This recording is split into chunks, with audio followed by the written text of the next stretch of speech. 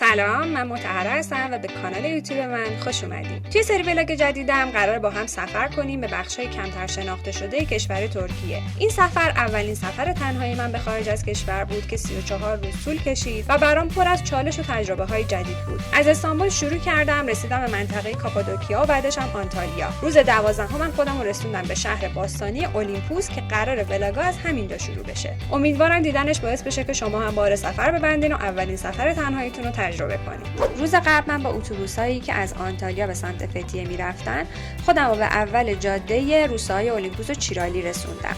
حدود 2 ساعتی توی جاده معطل بودم تا آخرین دلموش رسید و من قبل از اینکه هوا کاملا تاریک شه بالاخره خودم رو تونستم به اقامتگاه برسونم.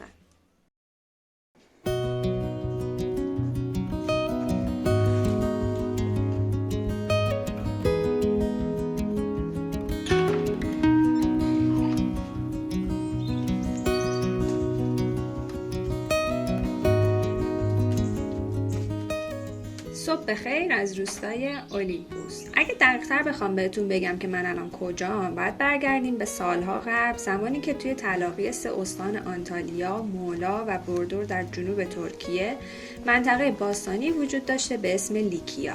از این منطقه کوه‌ها، ساحل‌ها و شهرهای باستانی مختلفی به جا مونده که من توی این سفرم به بعضی از اونها سر زدم. اولین جایی که من از لیکیای باستانی دیدم همین روستای اولیمپوسه که تابستونا حسابی شلوغ میشه، ولی با توجه به اینکه من آخر پاییز بهش سفر کردم این روستا تقریبا حالت نیمه تعطیل داره.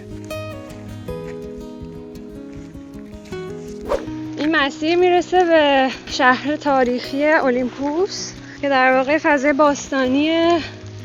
برسم بهش میبینی و بعدش میرسه به ساحل اولیمپوس. تأسیس اولیمپوس به دوران هلنیستی برمیگرده و از تاریخی که روی مقبره هاست حدس میزنن اولیمپوس حداقل متعلق به 300 سال قبل از میلاد مسیح باشه. یه روستای دیگه هم کنار اولیمپوس قرار گرفته به اسم چیرالی که بین این دوتا روستا ساحل زیبای اولیمپوس قرار گرفته. این ساحل زمانی پایگاه دزدان دریایی بوده. چیرالی پر از باغه، از یه طرف به دریا، از یه طرف به کوه یانارتاش میرسه. اگه اقامتتون توی اولیمپوس باشه، برای رفتن به ساحل، برای رفتن به چیرالی یا کوه یانارتاش هر بار باید ورودی شهر باستانی رو پرداخت کنید. اما اگه توی چیرالی اقامت کنید فقط برای دیدن شهر باستانیه که باید ورودی پرداخت کنید. ولی خب من به شخصه اقامتگاه‌های اولیمپوس رو خیلی بیشتر دوست داشتم چون بکرتر بودن و وسط جنگل و طبیعت. از روستای چیرالی عبور کردم تا به کوه یانارتاش برسم. افسانه‌ای هست که میگه این کوه محل زندگی شیمر از اساطیر یونان باستان بوده. شیمر نفسش از آتش بوده و برای همین فکر می‌کردن این کوه قرن‌هاست که داره میسوزه. اما خب علت اصلیش اینه که گازی که از این کوه متصاعد میشه باعث این شعله‌ها شده.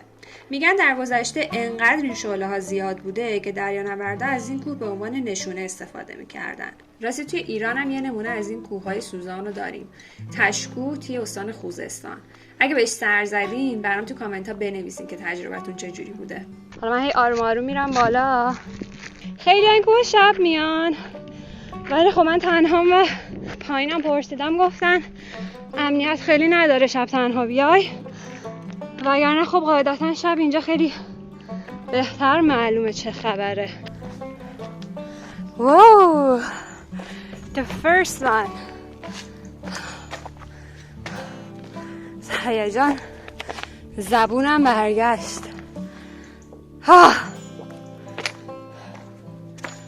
چین ببینین این آتیش ها خیلی بامزه است.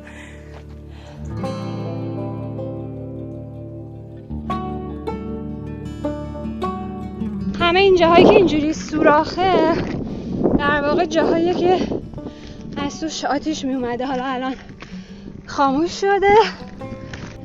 حالا میرم پایین اونی که پرفروخت تره رو دوباره نشون بدم.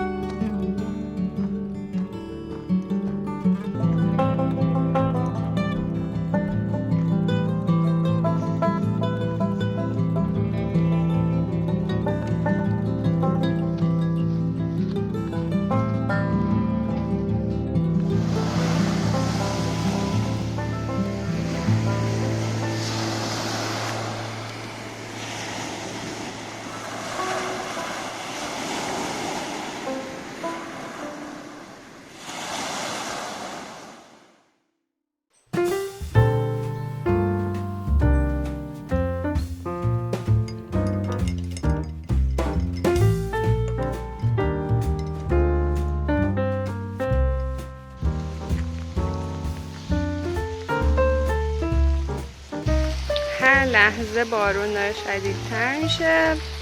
منم میخوام برم شهر باستانی رو ببینم که اونجاست، ولی نمیدونم اصلا با این بارون میشه عکس گرفت، میشه بازدید کرد یا نه. تقریبا هیچکی هم نیست تو این بارون واقعا که بیاد بیرون.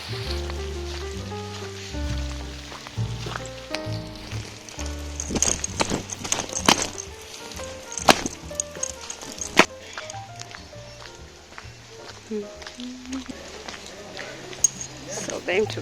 شهر باستانی اولیمپوس با یه رودخونه به دو بخش شمالی و جنوبی تقسیم شده که من به خاطر بارون فقط بخش شمالیشو تونستم ببینم. از بخش شمالی که وارد میشین اولین بنایی که میبینین کلیساست که البته خب چیز زیادی ازش باقی نمونده.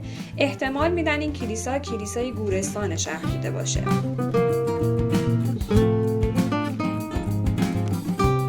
بعد از کلیسا به مجموعه ورودی شهر میرسیم که یه ساختمون 2 طبقه بوده و 11 تا اتاق تو در تو توی هر طبقه داشته. از این ساختمون برای تجارت، اقامت یا نگهداری مواد غذایی استفاده میکردن.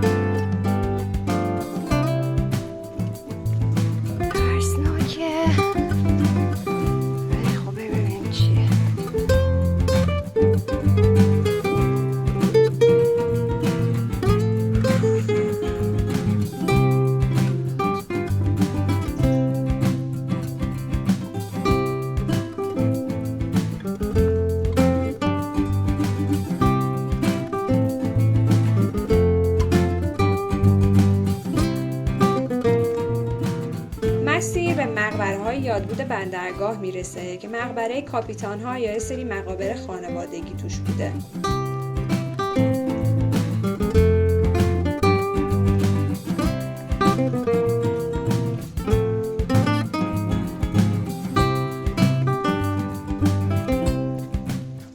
از دور روی کوه یه چیزی شبیه به قلعه دیدم که وقتی از نگهبان پرسیدم میشه ازش بازدید کنم یا نه، گفت آره از اینجا برو بالا. ولی خب بعدش به این نتیجه رسیدم که قطعاً بازدید نداشته.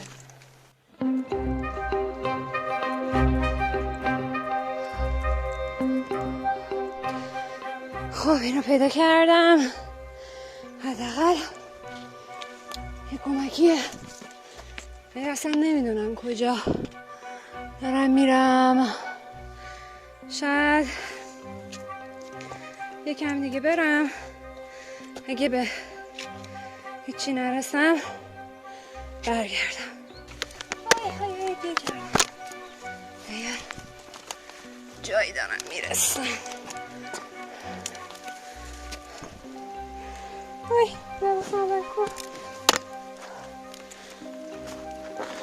که بارون شروع شد.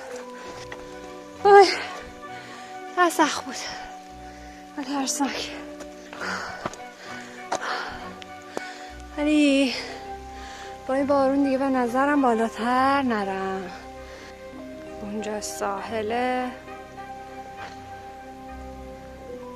قلعه،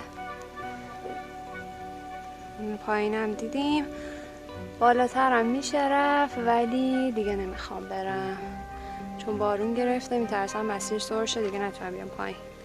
این مسئله هست که چجوری بریم پایین. تا اینجا خیلی زیبا، البته جاده داره ولی از اینجا به بعد نمیدونم دیگه چی کار کنم. آقا شما که میگی برو قلعه رو بالا، یه راهنمایی هم بکن، بگو اصلا مسیر اینا نداره، شما باید خودت از تو جنگل یه راه پیدا کنی. اسمش قلعه است ولی هله مله یخ، بارون هم میباره، هم مسیر خیسه هم دوربین داره خیس میشه. استرس گرفتم، گوشی که کلا دوش گرفته، هی هم داره تندتر میشه، یعنی نمیکنه بذاره من برم، بعد هر چقدر خواست بباره. برم پایین به آقا باید بعد و بیرا بگم داداش شما که میدونستی راه اینجوریه، خب یک کلمه بگو. من نمی اومدم، اصراری هم نبود، من هیچ ایده ای ندارم. وای چجوری باید اینو برم پایین؟ اینو بکنم بهتر قطع کنم، حواسم باشه. من از اونجا رفتم بالا، از اینجا با بدبختی اومدم پایین، آخرش دیگه نشون بدم چه وضعی بود اون تیکه. آخرش اینجوری بود، نمیدونم معلومه یا نه، اصلا جا پا نداشت. تا اینجا اومدم، بعد آقایی رو پیدا کردم اینجا کمکم کرد تا اینجا بیا، اومدم پایین. اولیمپوس اینجاها بود، جاها رو دیدیم و ساحل و رنگین کمان. نمیدونم چقدر مشخصه، خیلی قشنگه.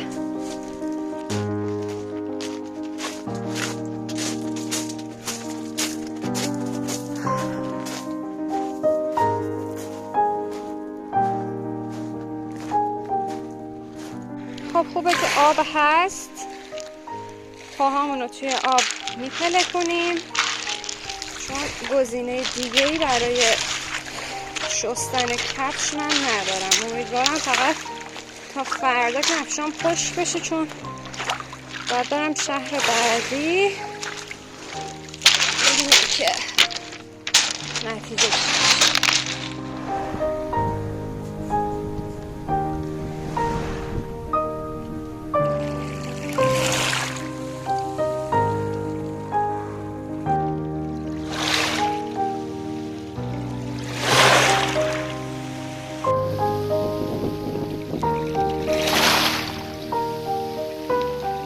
این لحظات گشتن توی اولیمپوس چون فردا میرم و ببینیم که چقدر اینجا قشنگه.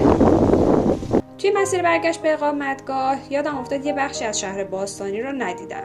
کاخ اسقف که مجموعی از کلیسا و محل اقامت روحانی‌ها بوده و کلیساشو میگن بزرگترین کلیسای شهر بوده. اون قلعه‌ای که تلاش داشتم بهش برسم نمیدونم میبینین یا نه، این بود که من فکر کنم اینو دیدم.